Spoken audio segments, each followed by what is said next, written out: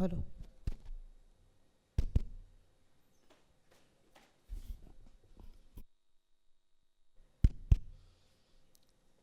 A very good afternoon again. सो गए सब लोग एक बार जोर से गुड आफ्टरनून बोल देते हैं ना क्या है WIRC में मैंने लिख के दिया हुआ है सजेशन में कि खाना इतना अच्छा नहीं बनाने का but luckily today sessions are also excellent अब तक the response what we are getting from you is fantastic and we are loving it कि चलो एटलीस्ट खाने के साथ सेशंस भी अच्छे हैं. तो again coming to the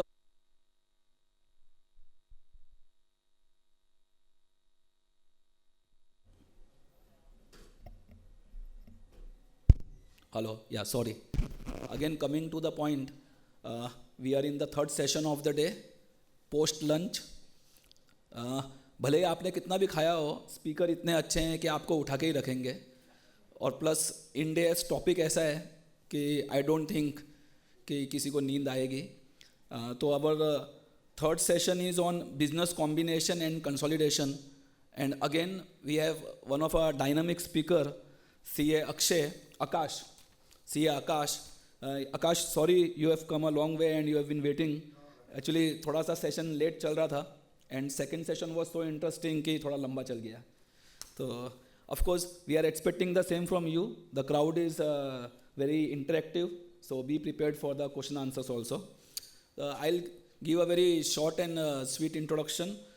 CA Akash R. Loonia. He works as a partner with the account consulting team as Unix and is based out of Mumbai only. Prior to joining Unix, he worked with KPMG Accounting Advisory Services for close for a decade and half, including 2 years with the UK team. He comes with extensive experience of work with clients across sector such as telecom, consumer market, oil and gas, pharmaceutical and industrial manufacturing on IFRS US GAAP. He has been working with large listed companies based out of KSA on IFRS related matters for over close to 8 years. He has extensive experience of conducting training workshop for the clients. With this short introduction, I request everyone to please welcome him with a huge round of applause. And of course, before handing him the mic, we'll just present him with a small memento.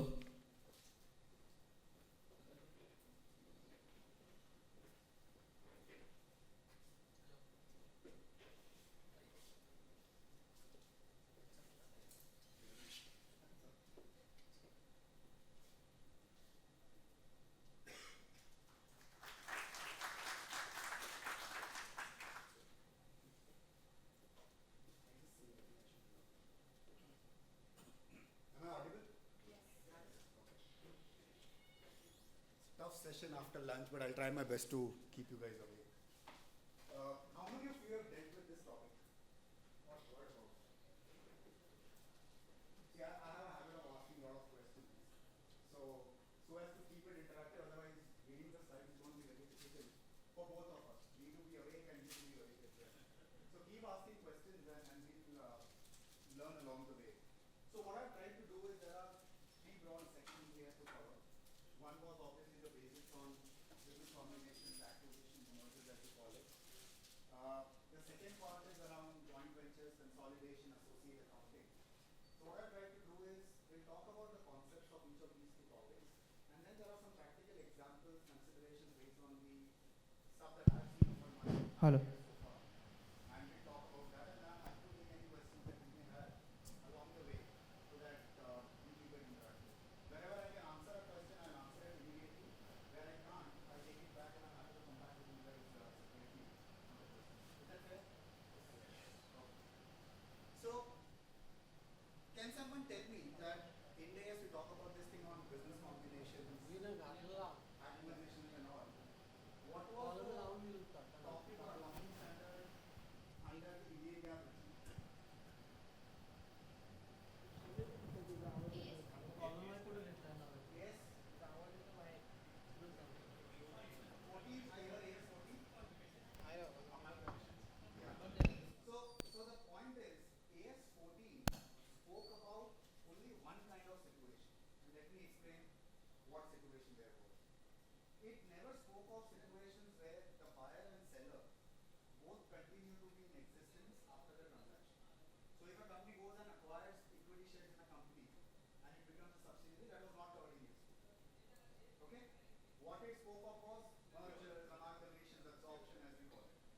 So typically situations where a company goes and acquires equity shares, let's say all the equity shares in a company, was not covered in this. We used to generally go and do the accounting under AS 21, which was consolidation. But there also the guidance was not clear because it did not talk about day one accounting. You went and acquired 100% shares. How do you do the accounting of goodwill? What do you take? What you don't take? That was not covered. So there was ambiguity around it. Under IFRS,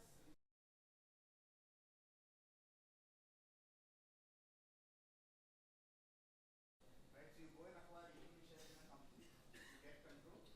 How do you do the accounting on day one is what is covered by what we call as Ind AS 103 business combinations. Sorry वो live recording चालू है तो आवाज जाएगा नहीं audio जाएगा नहीं तो माइक लगाना पड़ेगा यहाँ इधर रहेगा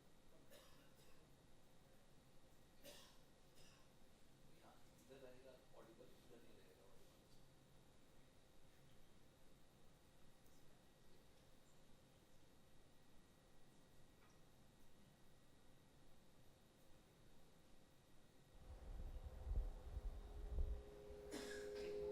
Audible? Voice the record. Yeah, so it did not talk about situations of share acquisitions like I said, but Ind AS 103 or IFRS 3 talks about those situations also. So three standards at play. Ind AS 103, which talks about day one accounting acquisition, could be mergers, could be share acquisition. Ind AS 110, which talks about consolidation on a going forward basis, but also lays down the framework of how do you assess control. So that's the second standard. The third standard is Ind AS 28, which talks about accounting for associates, which is when you have significant influence and you do what is known as consolidation using equity method, right? The fourth standard is there, but it only talks about joint control. Accounting for joint ventures is performed using equity method only. So that's the framework. Okay, three standards. The fourth one is on joint ventures.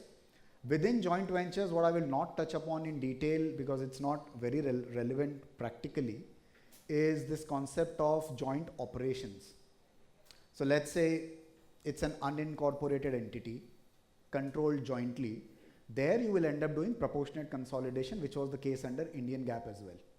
So in accounting standards, Indian GAAP, we used to have concept of jointly controlled assets, jointly controlled operations, jointly controlled entities. Your joint ventures are typically your jointly controlled entities, legal entities which are jointly controlled. Joint operations are jointly controlled operation, and jointly controlled asset will typically fall in jointly controlled operations again. So is this clear? Okay.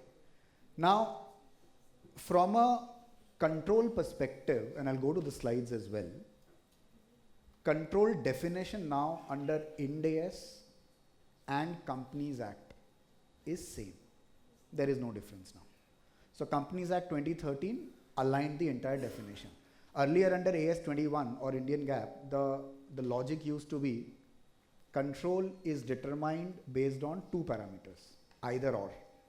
Greater than 50% shareholding or control on board. Now that greater than 50% shareholding is not a condition, it's an indicator. So there can be situations where you hold 60%, still you don't have control because you have given up rights to the other shareholder holding 40%. So we have to look at, in simple terms, who is running show of the company, who can decide things unilaterally. The person who takes the shots, who calls the shots, is the person or the entity who has control. Okay, there are certain parameters which we'll talk about when we go. I'm just trying to kind of simplify the text because otherwise it's all technical jargon and I don't want to talk about it after lunch especially. I'll have half the batch sleeping.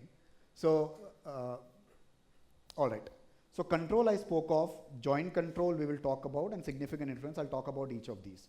But before that, why is this topic of understanding accounting of acquisitions important? Why is it important? What do you think? Why do we need to understand it?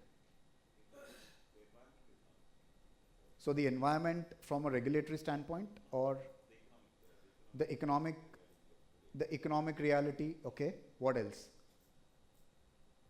What else? From when the company should start consolidating. So to kind of reflect the economic reality on the financial statements in a way. What else? See, everyone's talking about what Sir also mentioned. The economy is booming, right? Now what that brings is a lot of transactions as well. Be it in the capital market, when a company wants to get listed, be it going and acquiring companies, be it someone coming and making an investment in India, so they end up acquiring something. So all of these things are going to result in increased economic activity around acquisitions. So that is why, to reflect the economic reality, you need to understand it. The second thing is, obviously, with increased economic activity comes more complexity. Now for a country like India, you don't only look at, as auditors or accountants, we don't look at only the accounting aspect. You have to factor in, if it's a merger, you have to factor in the NCLT, you have to factor in the income tax angle of it. You have to, if you're a regulated industry, you have to factor in the IRDAs of the world, the RBIs of the world, the FDIs of the world. Now all these, from an economic substance standpoint, need to merge. And that's why you need to understand the nuances. When is a control established? When do you end up consolidating it as a subsidiary? When do you end up consolidating an entity as a joint venture, significant influence, etc., etc. So that's why it is important, which is what is there on the first slide. I'll just leave it at that. Now, let's talk about the life cycle of a transaction, and I broadly talked about it earlier. So I said there are three standards, right? You have day one, which is your IFRS 3 or Ind AS 103. You have continuous reporting after that, which comes under Ind AS 110, or equity accounting, depending on subsidiary or associate or joint venture. Now, if you look at it practically, any investment that a company does goes through three broad stages. First stage is what in common parlance we call as structuring. You must have all heard about it, like structuring. That is the pre-deal stage. Now in that stage, what typically people need to sit and do is, you have multiple structures. You assess from an accounting perspective, looking at the documents and all, what is the potential accounting outcome? Is the target going to become a subsidiary? Is it going to become an associate, joint venture? The structure that you're looking at, is it going to reflect the business or economic reality from an accounting perspective or not? All that is done in the pre-deal stage, or the first stage, which you see on the left side of the slide. Depending on what structure is finalized, okay, you end up then actually going and recording it on day zero. The investment is made. On that very day, what is the accounting to be done? And that becomes critical, because that's the day when the so-called fancy things happen. You have your purchase price allocations, you have your goodwill, you have your intangible assets and everything coming through, bargain purchase gain. And what all that does is, some of these things, if not done right, you will have to live with it forever. If you don't get your day zero right, whether it's a goodwill or it is a bargain purchase or something sitting on the balance sheet, it remains there forever. And it is, see, high goodwill, high intangible appears to be good in a way, but it is, at the end of the day, if not sustainable, it results in a P&L charge later on. So you're just kind of delaying the problem. So that's why doing some of the things right and putting the building blocks in place is very important. And we'll talk about some of those aspects as we go ahead. And the last one is continuous reporting, which I said is straightforward. Once you have got your assessment right in terms of whether it's a subsidiary or a joint venture or an associate, then accounting after that is straightforward. Right? So the life cycle of an investment, and in the first section, right, which is the pre-deal stage, it is not only the structure. What you also need to do is, at the end of the day, the accounting policies need to be aligned. So you need to go and identify, are there any differences in the way you do the accounting and the way your subsidiary does the accounting? So I'll tell you some and let me ask questions, okay, that will be good. Let's say I'm a company in India. I'm looking to acquire 100% stake in another domestic company. Let's keep it simple, domestic company. Now, when I look at the accounting policies, there will be two things, right? One is the policy that they follow. In a very straightforward scenario, I'll say they follow Indian GAAP, small company. I follow Ind AS. I need to move everything to the Ind AS regime. Very simple. But if it is a company already under Ind AS, do you think there can be challenges from an accounting policy alignment standpoint? Yes, no. How many of you are saying yes? How many of you are saying no? Where are the others? Okay, either ways, for those who said yes, why do you think there could be a challenge? What are those challenges?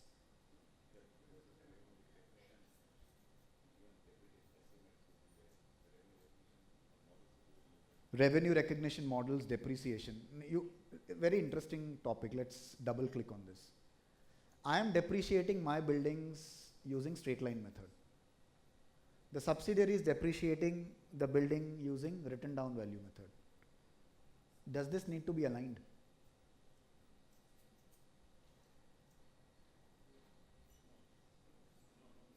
No need to be aligned? Why? It's an estimate? Okay. Let's change it. I do straight line method, they also do straight line method. But I do over 40 years, they do over 50 years. Do I need to align? Yes, no? I've done the reassessment. My point is, do I need to first of all go and reassess? Do I need to sit and think about it that this is something which needs my attention? Okay, let me add more facts. Both the buildings are located in BKC. Both were constructed and inaugurated at the same time.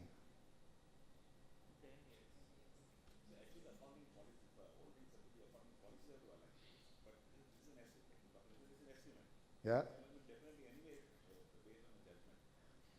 So all I wanted to leave behind with you guys was, as a principle, you align accounting policies. You don't align accounting estimates, but the estimates need to be reasonable.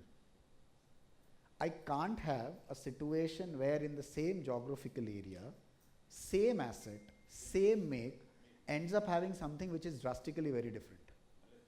Logically, it will not pass the smell test of audit itself. Okay? It will not pass the smell test of audit itself, and I have seen this happen numerous times. Normal scenarios, existing subsidiaries, some of these things don't even catch your attention.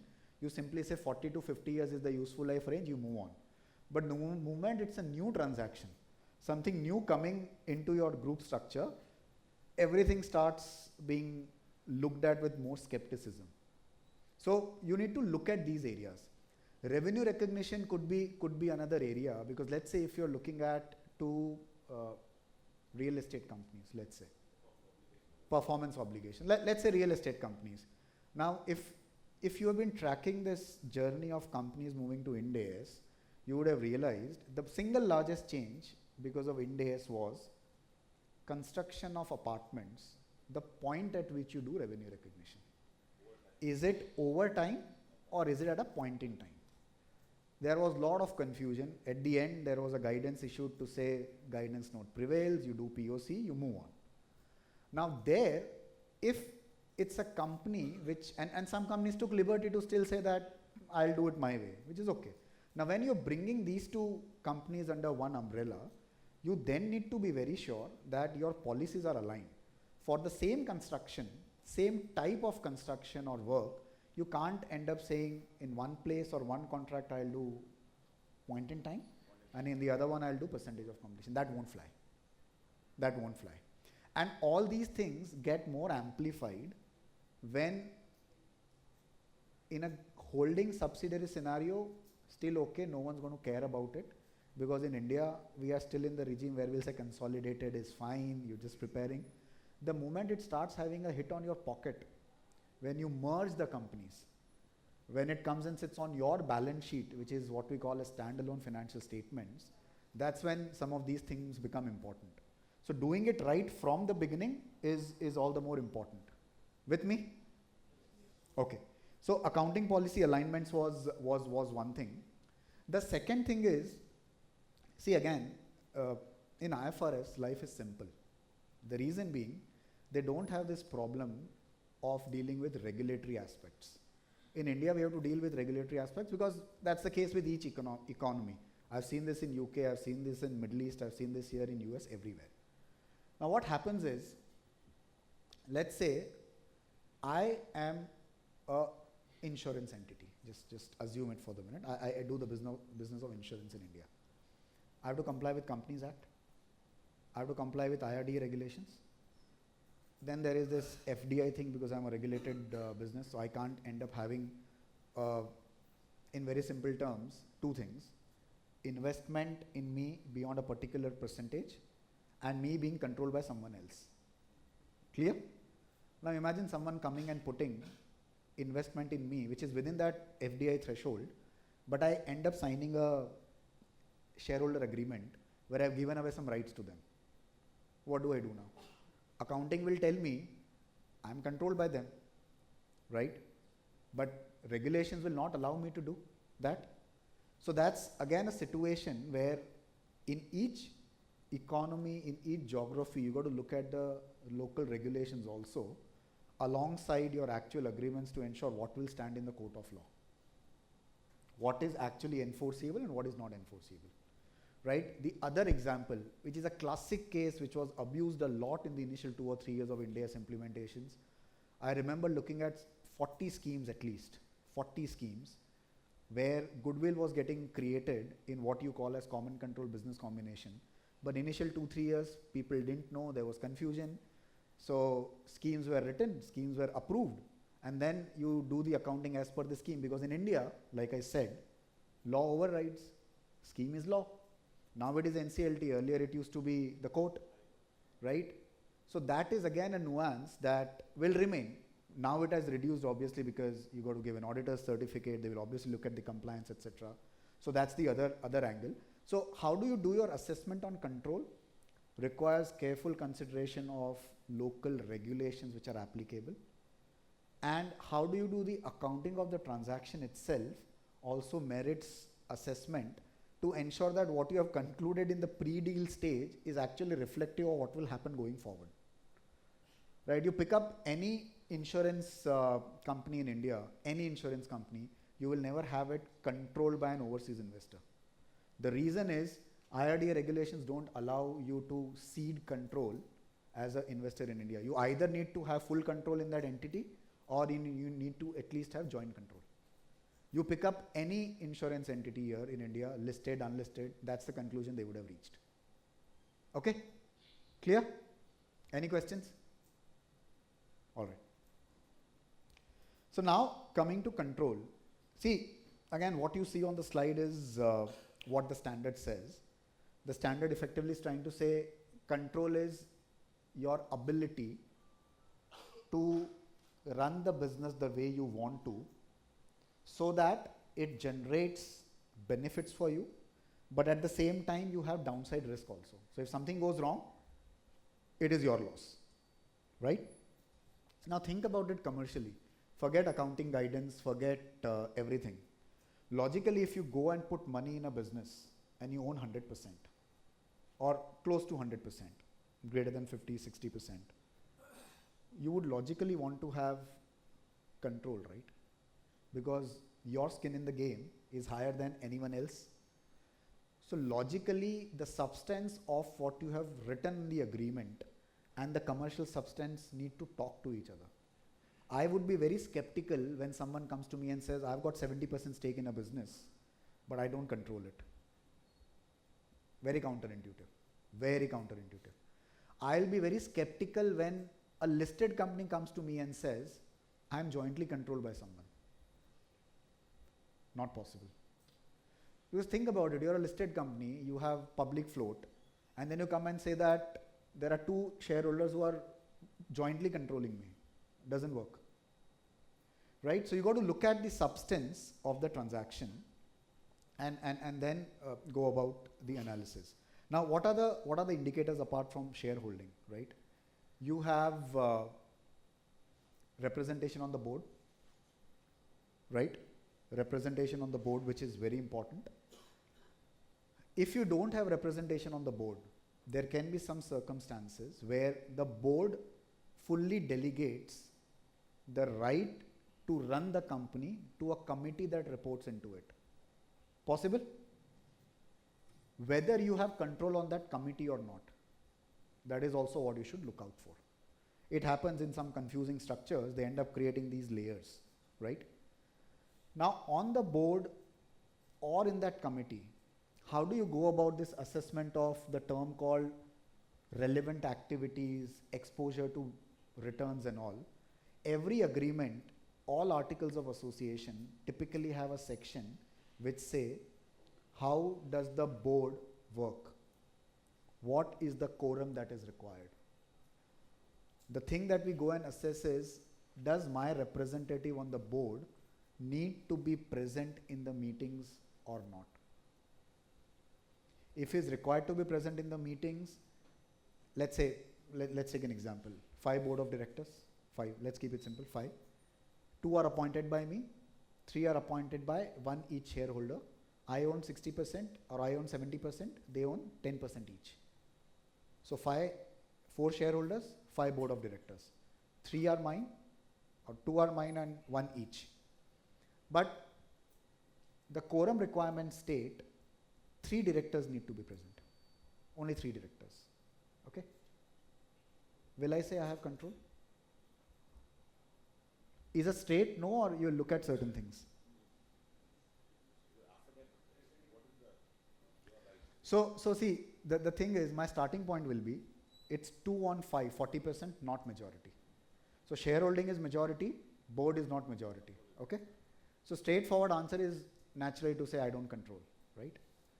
But then I'll say, okay, how does the board run? Quorum requirement says only 3.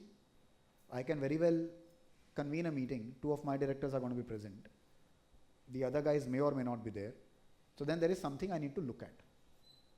Okay, because there, quorum requirement gives me 60-67% right. Now, not a straightforward answer. You then need to go and see 2 things. Okay, let's say there is a deadlock. Let's say there is a deadlock. The other shareholders want to gang up against you. They come and they don't let any decision pass. What happens in deadlock? Do you have the casting vote? If yes, you could get to a control answer. Okay, if you don't have the casting vote, does the agreement give you right to go and buy out the other shareholders? Possible? You pick up 1 more shareholder, 80% becomes yours, you have 3 on the board. You can get to a control answer that way. And third thing, which is very common for listed companies, is you have to look at the history as well, in a way to understand how has the voting been done. It is not an indicator of how voting will happen, but it can still give you trend. Let's say there have been 10 meetings, out of which the other shareholders have not come. I have been able to get the decisions done. So 2 on 3, I'll still say 1 indicator thing, I can say I have control. But it will have to be a holistic assessment to get to an outcome. Trick question. Listed company has independent directors? Do you count independent directors in this assessment of majority on the board? Do you count? You don't count.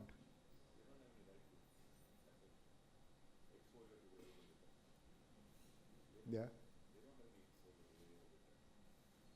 Okay. So one answer is saying that they don't have any exposure to variable returns. My counter to that would be, they don't have exposure to variable in return, but the person they represent could have. Could have. Okay. What else? Should you count? Should you not count?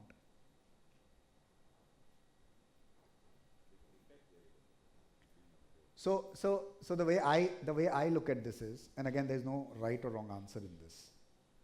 Independent directors are supposed to be independent. So you typically don't consider them, but I think as per Companies Act, you can still have a nominee sitting. In those cases, you should consider. But it then becomes a little counterintuitive because you're then saying they're not independent in the true sense. But yeah, I mean, you got to look at the substance and then get to an answer. But like I said, whichever way you slice or dice it, the moment you put in money to own majority of a company, you have more skin in the game. You need to look at whether you are able to run the show or not. And generally, you will get to an answer, yes, you will be able to run the show. There would be marginal cases where you have about 55%, or the case like I spoke, 2 directors out of 5 and all, where it will be 50-50. But that's one scenario that you should look at. Board representation, quorum, your right to acquire the other shareholders. The other thing is, whenever a company is run, the board always has a remit in terms of what it is supposed to do, right? How the decisions are taken. Simple majority, whatever, circular resolutions, other stuff. And in that list of activities, you got to look out for stuff like budgets, dividend distribution, appointment of KMPs, right? And any other thing which can affect business of the company in ordinary course. Now, these are the matters which affect the variability in returns to the maximum extent. If, despite of being the majority shareholder, you have given veto rights to the other shareholders, such that even though you have majority, but they can come and stop you, you will reach an outcome, there is a joint control. Because without them, you cannot do anything. Another situation in which you can get to a joint control outcome is unanimous agreement between all the board members. Yeah? But the rights you should look out for, we call these as participative rights or substantive rights. Budgets, dividend, KMP appointment, anything in ordinary course of business which affects business of the company. Okay, you should not look out for rights such as change in name of the company, change in business of the company. These are all protective rights. So you need to look at the substantive participative rights. Okay, so we spoke of control, we spoke of joint control. The third one, significant influence. How do you look at significant influence? What is significant influence? 20%. So fair point. The standards say the moment you go beyond 20%, there is a rebuttable presumption that you have significant influence. But how do I assess it, that whether I have significant influence or not? How do we assess it?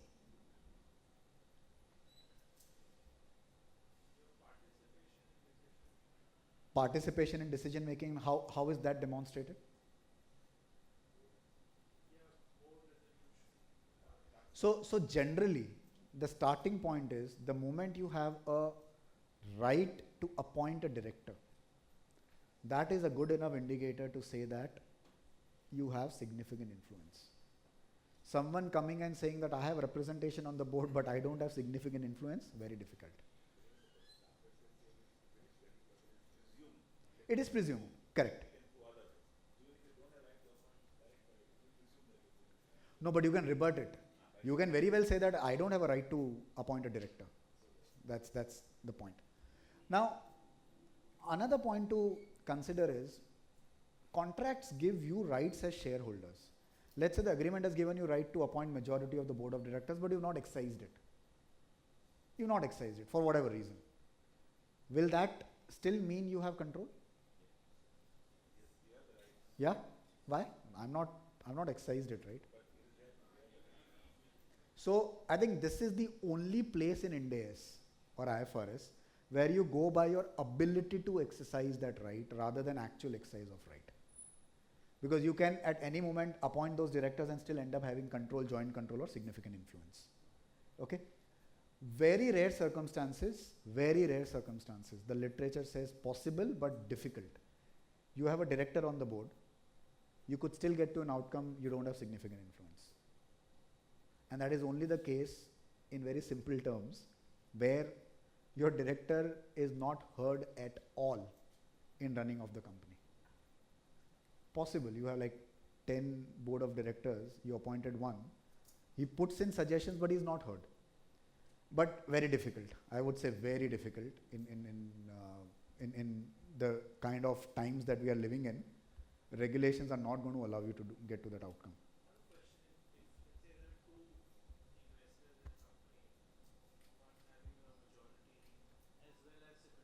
Yeah. From a legal contractual standpoint. Right.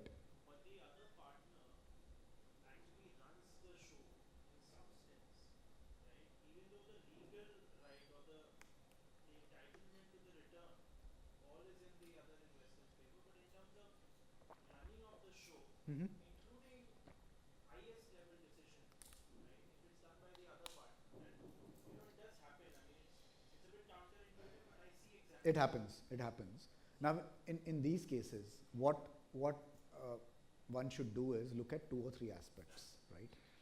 First aspect is the other partner able to do everything unilaterally? If yes, do I have a right to stop him at some stage? Yeah, the right exists in theory. So then I have control. I can't get to another outcome. Correct. Correct. And in these situations, and this is very common, and good you raised it, you go to this fund administrators, right, investments. You will typically have trust, fund manager, and then managing the funds. This becomes very important in those cases because the show is run by the fund manager, typically. But you won't get to an answer that the fund manager controls because he's acting on behalf of the trustees. They can kick him out at any point in time. Similar situation. So you got to look at, whenever these situations come, you have to look at, do I have a right to throw him out? And second, I would go a step ahead and say, are there any barriers for me which stop me from exercising that right? So it can very well happen that that person is an expert in that business. And it is very difficult to find someone else who can replace him. Then my answer can change. It can change because then I'll say I have a right, but I'm not going to exercise it. So I'm at his mercy. But in that case, I will still zoom out, take a step back and say, I would definitely not have given him full right. I would have gotten to a joint control kind of an answer to keep some things in my hand. So we'll come to joint control later, right? We will. On that also I have a question because then I can. You can pick it up because it's sort of linked. So. Yeah. So because I don't really understand joint control, and does it mean equal control or does it mean like, and if it does mean something like that, then can you have a situation where nobody has to, let's say, consolidate? Yeah. That's perfectly acceptable. Yeah. So I'll answer both your questions in one by one. So first of all, it says joint control and doesn't say equal control. What it says is you're running the company jointly. So in the examples that I gave, there are these veto rights for which you need consent of the other person as well. He can have 1 director on board, you have 2 directors, 3 board, but still you could get to a joint control outcome because you can't take these decisions without him. So disproportionate to the board representation, but still joint control. Okay. Now, as far as accounting is concerned, joint control itself means both are going to do equity pickup. No one's going to consolidate it as a subsidiary.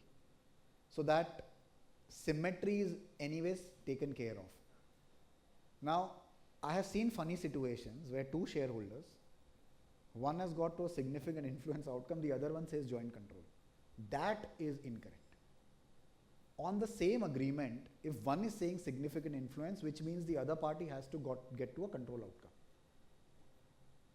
Because I can't have 2 people having significant influence and there being no parent to the company. Not possible. Right? So that is what you got to look out for. Okay, any other questions? You mentioned an example of the fund manager. Also is a employee, you often have employee trust, right? Employee stock option trust or something, right? Which have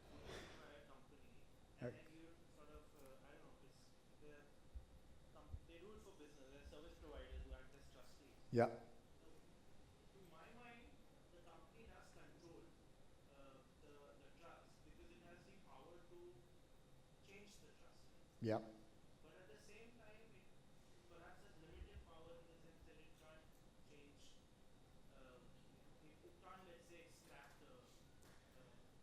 So you make a very interesting point, and I'll take this example and then I'll get to something known as CSR trust as well. Right? Yeah. So ESOP trusts, okay? And okay, let me give you an example. And again, and not only a problem here, I've seen this across. Companies go and set up trusts. They use it for employee benefits. Now, if the trust is set up only to deal in my employee benefits, then to argue that I don't control it is a futile exercise, because it will only work for me at my directions. So this is one example. I've seen companies say that we are setting up a trust, like an independent trust. They can go and do this work or business for other companies as well. Then you could argue, some companies have argued, but generally I would be inclined towards the first one, because that's what the substance of the arrangement is all about, right? So ESOP trust, you pick up any company, again in India, overseas, I think if you pick up a sample of 10, you will find 80 or 90% of the companies, or 8 or 9 companies who would have got to a consolidation outcome. One company would have said, I think I don't control it, right? CSR trusts, should you consolidate?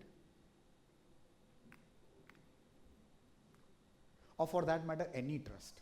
ESOP trust is this. Let's say not for profit trusts. Should you consolidate?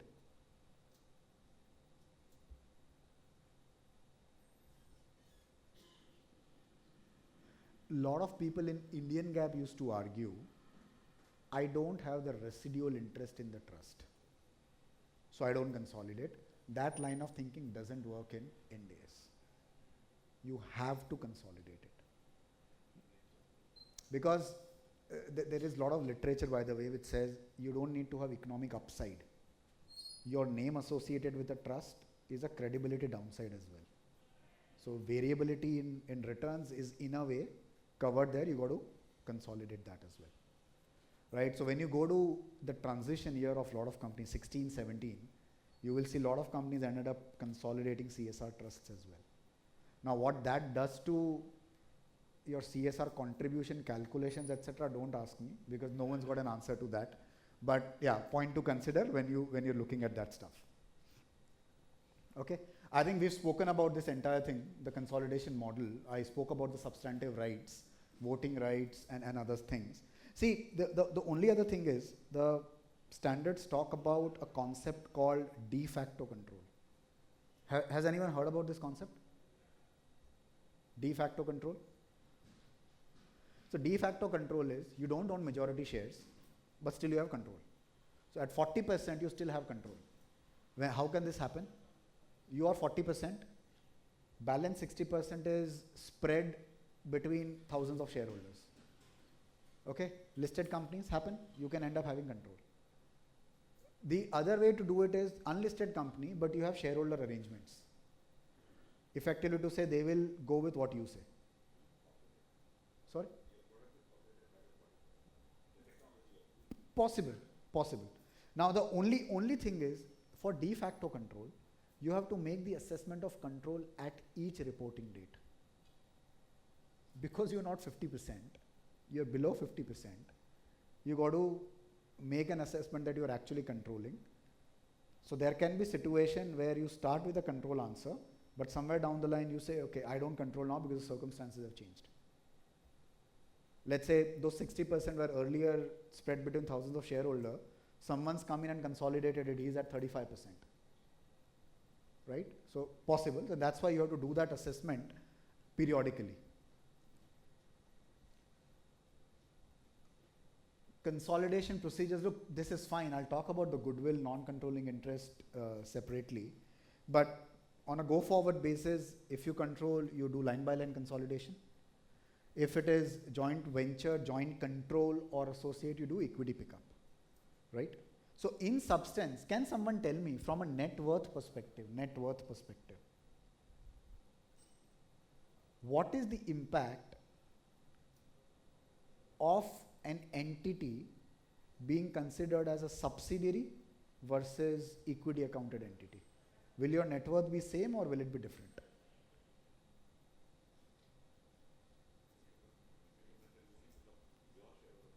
Yeah.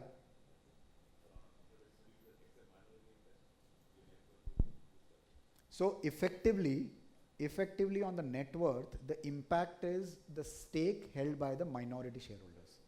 Because in Ind AS, the minority stake, which is known as non-controlling interest, sits within your equity net worth. So when you do equity accounting, you don't consider that. So your balance sheet is light, yes, but net worth impact is only to the tune of minority stake. Okay? So that was the control framework, okay? Now we will get to business combinations. Like I said, this standard talks about situations where the target company also continues to be in existence after the transaction. All right? Two things are excluded from the scope of the standard. If the target does not meet the definition of a business, it is known as what we call as asset acquisition. You don't get to this, then you do simple accounting. It's a group of assets that you've acquired. Consideration is allocated to each of them using the fair value. No goodwill, nothing. Life is simple. Okay? Second situation is where two shareholders come together, they form a joint venture. They create a joint venture. That is also excluded from this standard. Can someone think of an example? Practical example. Yeah, I'm sure everyone in this room knows about it.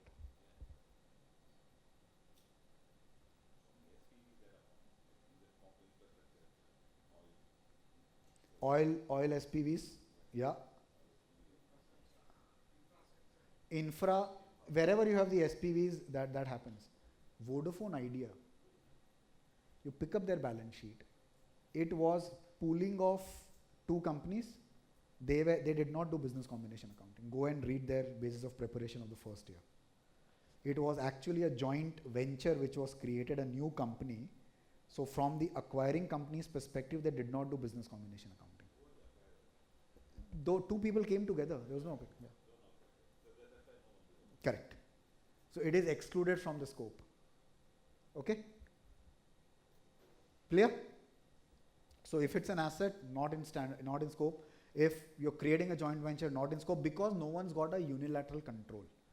The genesis of this standard is one of the shareholder needs to have unilateral control to be able to get to this answer. Okay? Okay, I'll get to this in a bit. So these two slides are talking about what is a business. See, very simple. Again, I'll give you an example and we'll understand. It'll be easier.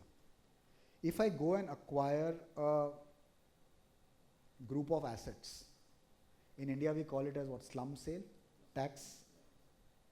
This problem will only come in slum sale transactions. You go and acquire a group of assets, slum sale. If that group of assets has customer contracts, has got supplier contracts, has got employees, effectively everything required for you to start business immediately after the transaction, it will always be a business. Okay?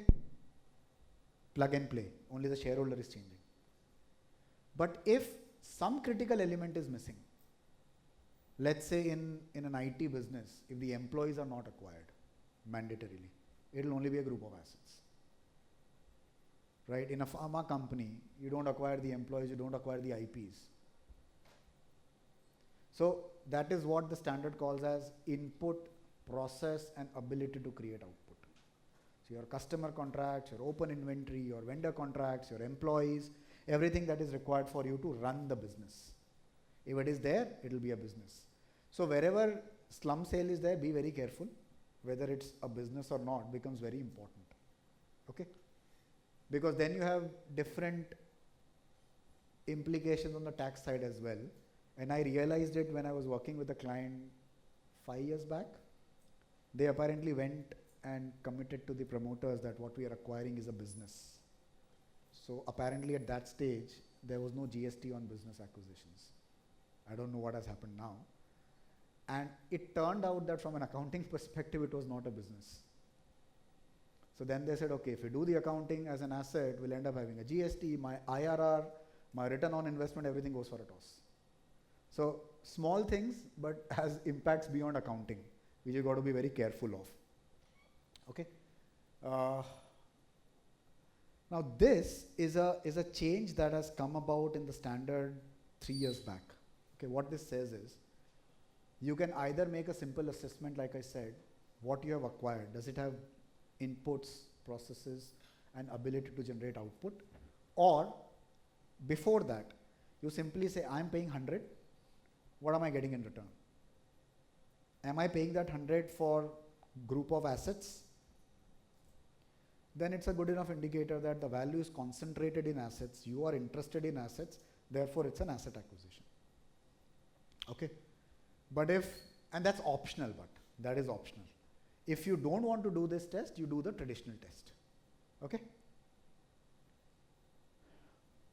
All right. So this I did briefly speak about. See, if it's a business, you do the accounting here, you do the purchase price allocation.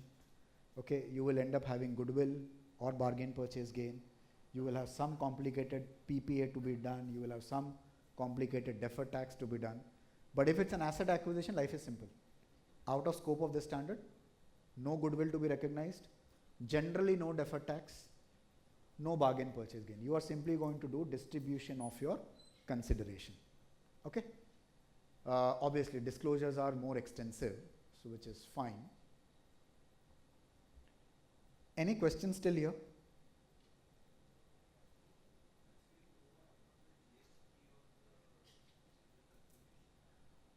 Not a GST expert. All I can say is my understanding was at that stage, basis the facts that the client gave, if you acquire a business, okay, GST is not levied. But if you acquire an asset, GST is levied. So the problem was they considered it to be a business, so did not consider GST. So their entire calculation of IRR, rate of return and all was based on that, saying that GST is not going to be an expense. But the moment you say it's not a business, it's an asset, GST will be levied, so it's a hit on your pocket, and therefore your IRR calculations change. And what I also got to know at that stage apparently was, GST doesn't have a definition of what is business, or if it has, it is similar to what we are talking of here. Yeah. Well, in that case, and I'll tell you, I told the client, let's not even debate. Let's do a very simple thing. You're buying something from the seller. You will have an invoice. What is the seller going to put on the invoice? We got a sample invoice. It said, I am selling you assets. This is the GST. I said, end of the story. You can't do anything. You just can't do anything. You've not acquired a business. Right? So that is what I meant. Any other questions?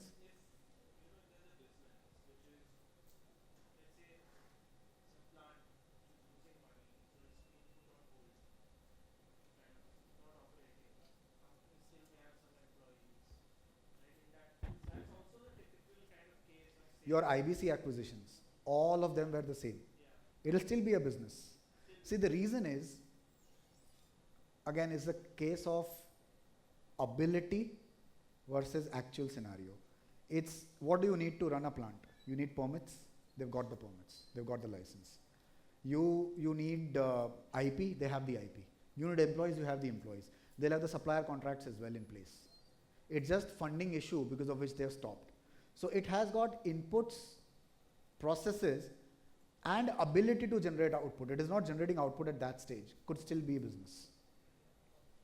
I mean, one could argue that the one who's buying is primarily for the asset, right? In that case, if you take a step back and do optional concentration test, you would effectively say your negotiations were such, you only wanted the assets, you didn't want the employees, you didn't want the contracts, you didn't want the licenses. your commercial reality will always reflect what you're going and paying money for. If you are paying money for the contract, supplies, everything, you'll always pay a premium for it. And that's what the standard requires you to bring on the balance sheet. Right? See, I always say, and I can't overemphasize this, accounting is just an end result. The business rationale and reality is what will get you to that outcome. A lot of times what happens, and I've seen this, it goes the reverse, right? I want this debit, I want this credit, now you try to force fit everything. And that's where the confusion starts. Exactly, exactly. I know doing a lot of these IBC acquisitions, suppressed asset values, you ended up paying some premium on it. Now the question that was coming to a lot of companies was, is this going to be goodwill? Is this going to be bargain purchase gain? Now fortunately under Ind AS regime, if you're buying something at a cheap value, it doesn't go to P&L, it goes to reserves. In IFRS it goes to P&L. And the reason it was changed here also was because P&L in a standalone merger kind of a situation would have created tax issues. And now we are out of MAT. Think about the MAT regime, what would have happened in that case? That too to a loss-making company, yeah. Yeah, fair enough. We'll move on. Okay, so business combinations now. We have got what, 30 minutes timer? 30 minutes? Okay, I'll try to wrap it up in like 25 minutes. Yeah. So, see, business combination, 3 or 4 key things to look at, right? Who is the acquirer? Who is the one getting control? If no single party is getting control, you're out of the standard. Okay? Now, generally, this will be straightforward. The person who is paying the cash, the person who is issuing shares will generally be the controlling entity because you're buying something. And the person who buys gets control, right? But there can be situations where it's not straightforward. For example, I am a private company, okay? I am, let's say my net worth is 100, but I'm private, I'm not listed. There is another company which is listed, but the net worth is 40, all right? Now legally I'm going and saying that the listed company is coming and acquiring the unlisted company, and the consideration is being settled in equity shares. Now tell me logically, because of the value, because that company is 2.5x the listed company, you will end up issuing your shares. Your shareholders may end up becoming minority. Who is the acquirer in this case? You will end up saying the person who was legally saying I'm acquiring something has actually got acquired. This is what is known as reverse acquisitions. Okay? Now you make this assessment based on the shareholder group which is retaining majority after the transaction. Okay? Very common in India has not seen a lot of these. I can think of one example, the global transaction of Lafarge Holcim. You go and read their annual report, you will not get to know who the acquirer is. Because the value was such, I think they were what, 55-45 kind of a ratio.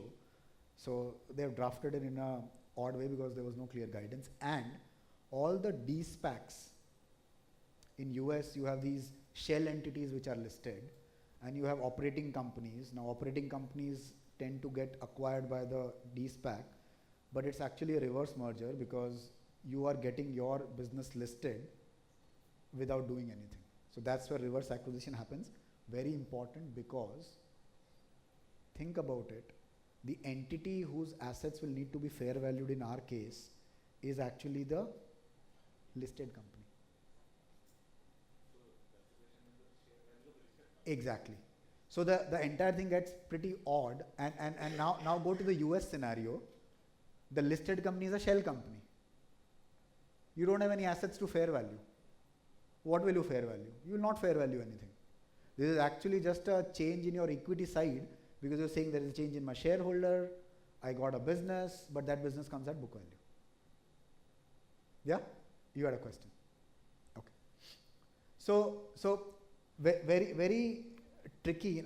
In India, I've not seen a lot of reverse mergers kind of a situation, because fortunately for us, the SPACs, special purpose asset vehicles and all, never happened in India.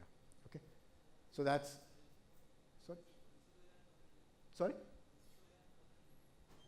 That was an IBC acquisition, I would still say.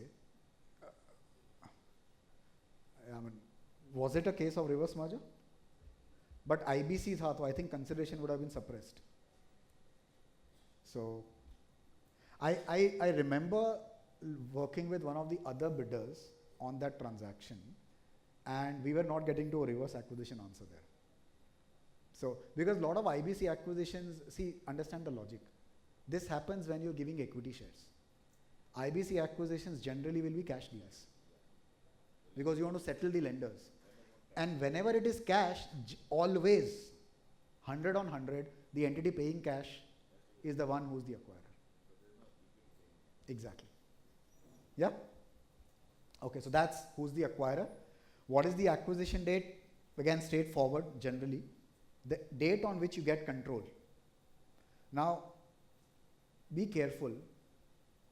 You can never have a situation where someone will come and tell you that I acquired control 10 days back. Not possible. Agreements get executed today, you get control today. But the problems happen again because of the convoluted nature of a regulatory framework. You do mergers. You have to put an appointed date. Now that appointed date generally is in the past, right? So there were circulars issued by MCA which said that that appointed date is purely for regulatory purposes. Accounting will have to be done based on this, which will generally need to be prospective. From the date which is effective date of your scheme. Prospective from that. Because you can't say that 1 year back I got control on the board. No. At that date someone else was having control on the board. Exactly. So that's the acquisition date. Important because that is the date on which you do fair value. That is the date on which you do what is known as purchase price allocation. Right?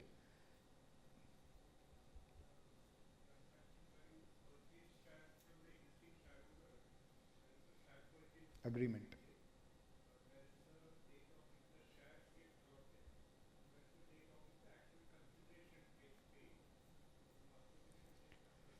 Very, very good question. Now the thing that we need to be cognizant of is, the third thing is out. Settlement of consideration is consequential.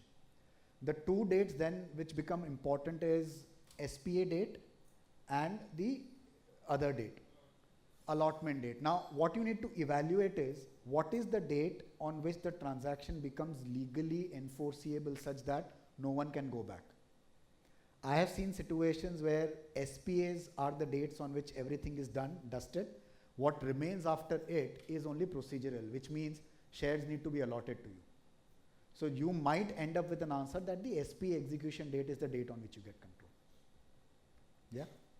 But if it's a regulatory transaction where you put a CP, condition precedent, to say that the SPA will take effect only after the regulatory approval is taken, then the regulatory approval becomes your date. CCI or FDI or whichever ways you look at it. Yeah? Okay.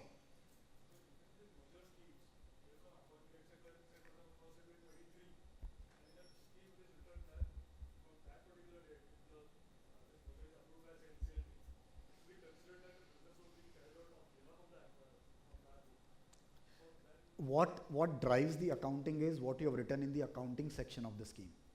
If you have said accounting will be done as per Ind AS principles, then you will have to do it prospectively only. But if you say that accounting will be done with effect from the appointed date and the auditor has signed that certificate, then it's a different story. Correct.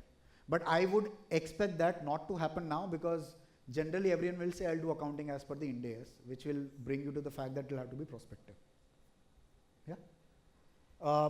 Now, acquisition date is the date you do fair valuation of all your assets, which is what is known as purchase price allocation, right? Now, what you do in purchase price allocation is 2 or 3 things. Whatever are the target's assets, you fair value them. Whatever you are paying, you fair value that. If it is cash, simple. If it is shares, fair value the shares. The difference is the delta that goes and sits in goodwill. Okay? Only one change. In AS 14, we never recorded intangible assets. Now what this says is, I go back to my example. If I'm buying a company and I'm interested in the contracts or the intangibles of that entity, I will definitely have paid a price for that. I am now bringing it onto my books as well. So you will have customer contracts, you will have IPs, you will have trademarks, you will have brands coming onto your books. Goodwill is the last value. Okay? Goodwill is the residual value. So you could very well have a situation where you're getting all these, you record it at fair value, you don't have a goodwill, but you end up having a capital reserve. Possible. You ended up buying something, you got a good deal, you negotiated well, and you paid less. Possible. Okay? Now, the only thing you need to be conscious of is,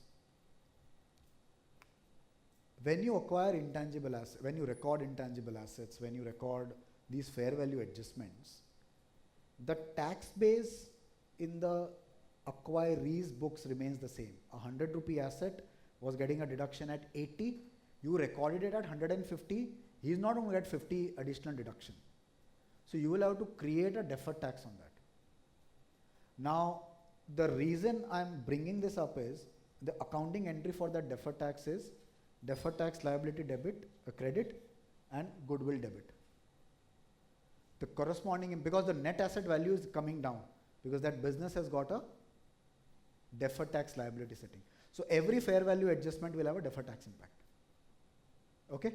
But day one recognition of goodwill does not have a deferred tax impact. Because goodwill is a residual value. If you create a deferred tax impact, it again goes and sits in goodwill. So it's a bit of a circular reference. So that's an exemption which you have. And goodwill and bargain purchase, we spoke. Look, acquirer I have spoken of. Acquisition date we spoke. Consideration we spoke. Goodwill also we have spoken. Deferred tax. The only thing is non-controlling interest.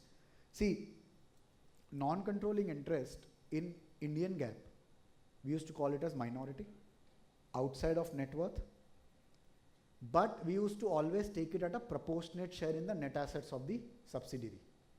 Here, Ind AS gives you an option to record it at fair value of the net assets as well.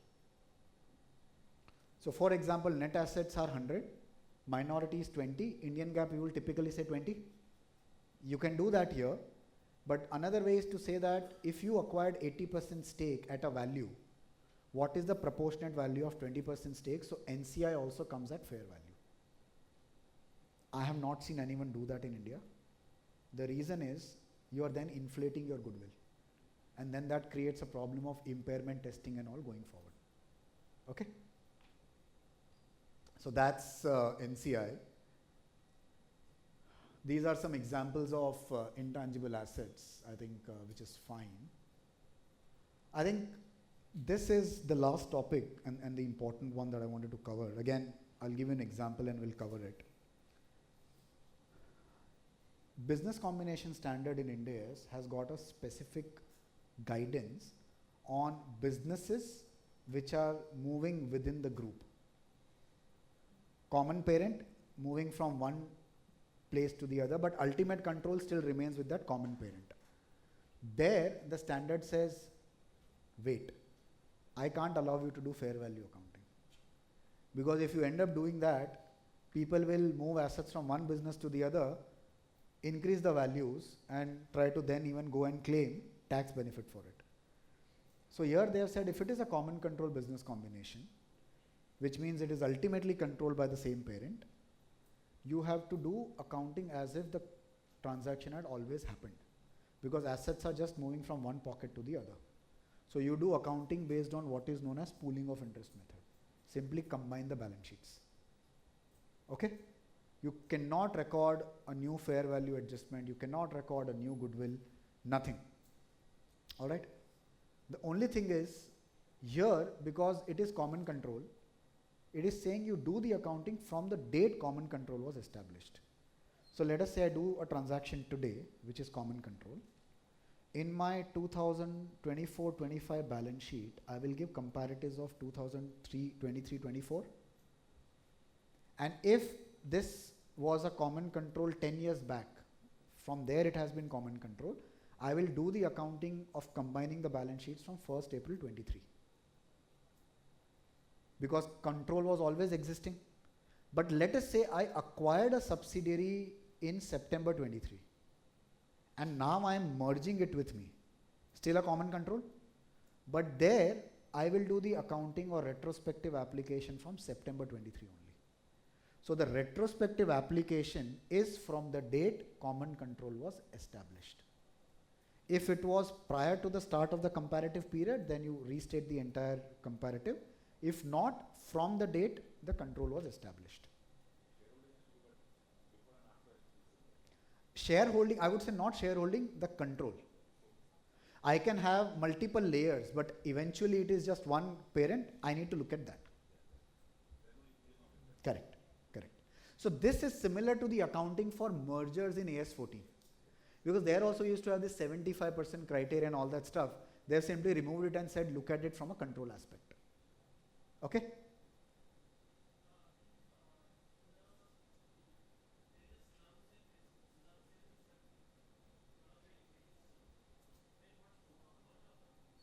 So the acquirer will still say it's a common control transaction. It will do pooling of interest. Okay? It will do retrospectively. Now the unfortunate part is the seller will have to follow seller's accounting, where it cannot remove the unit from its books in the comparative period. So there it will continue showing in its books in the comparative period. It will go out now, but there you will have to do this accounting.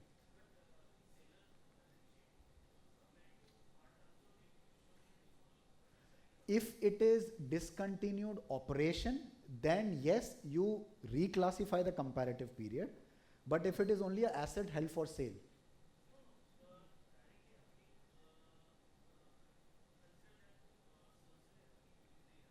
no, slums. So you're saying you started and ended it in the same period? Still, from a seller's perspective, you need to make an assessment. Is it a discontinued operation or is it an asset held for sale? If it is a discontinued operation, you reclassify the assets in the comparative period. But if it is an asset held for sale, you don't do that.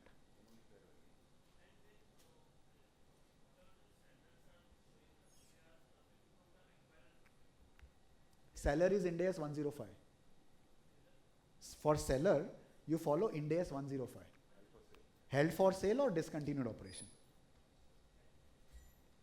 So even for a slump purchase, you cannot apply fair value. Within the group, you can't. But that's not covered under business combination. If it's a business, it does get covered from an acquirer's perspective. Because if you're acquiring something, you first need to make an assessment it's a business or not. The moment it's a business, you get caught here. And if it is a business, then again you say whether common control or not. Common control, then pooling of interest. Similar. Similar. Well, the interesting part in that question, by the way, is imagine A, parent, B, subsidiary, C, subsidiary. Unit moving from B to C. They have settled the consideration amongst themselves. What will A do? उसके पास तो investment है ना. Consol will still get eliminated. But A still has got investment. So it will have to test B's investment for impairment. And it will have to then evaluate whether what happens to C's asset. But generally, if the consideration is settled between B and C, you don't do anything in A's books. But if it's a demerger kind of a situation where consideration gets paid to A, then logically you will have a derecognition of part of investment in B, and that will be the same new investment in C that you will record. You should logically not have a gain in that case. Exactly, exactly. Sorry?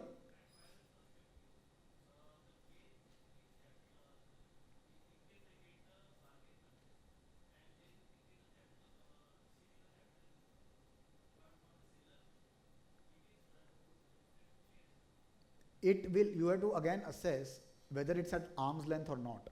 If it's at an arm's length, it will be P&L. But if you have suppressed the sale price because there is a common parent, then it can go through equity. all eliminated. Transaction has not happened.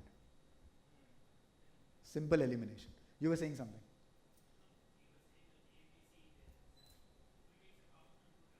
Correct. So the thing is common control guidance. But you're right, but the unfortunate part is the common control guidance is only there from console perspective. We don't have it in standalone.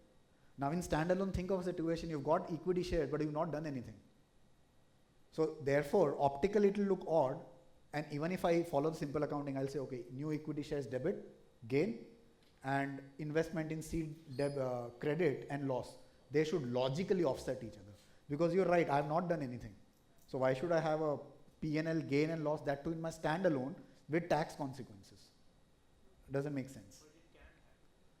It could have if consideration is in cash. They are paying cash to me, then you can record that gain. The only logic, see, all this common control guidance and all is to ensure, not to ensure that the books of accounts do not have any unrealized inflated gains or losses. That's it. And they solve the problem from a pure accounting console perspective, but they can't really address it from, Yeah. let's say, a tax. The problem is confluence of regulators doesn't happen, right? Everyone wants to do their own stuff. We started with ICDS, but it took a lot of time to even get to that stage. So it'll take time. It'll take time. So I think that was it that I had to cover. So anything else, any questions, I'm happy to answer.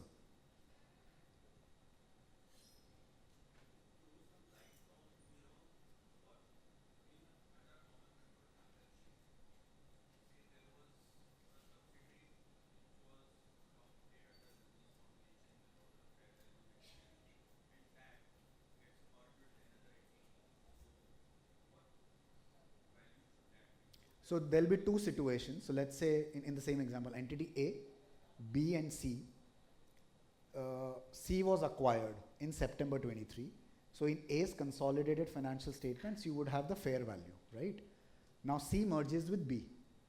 In this case, there is an ITFG guidance which says you have to use book values only. But if it's the case that C merges with A, then the logic it applies is to say that now from A's perspective, console and standalone is same as far as C is concerned. So there you can use the fair values. Right? That's how it will work.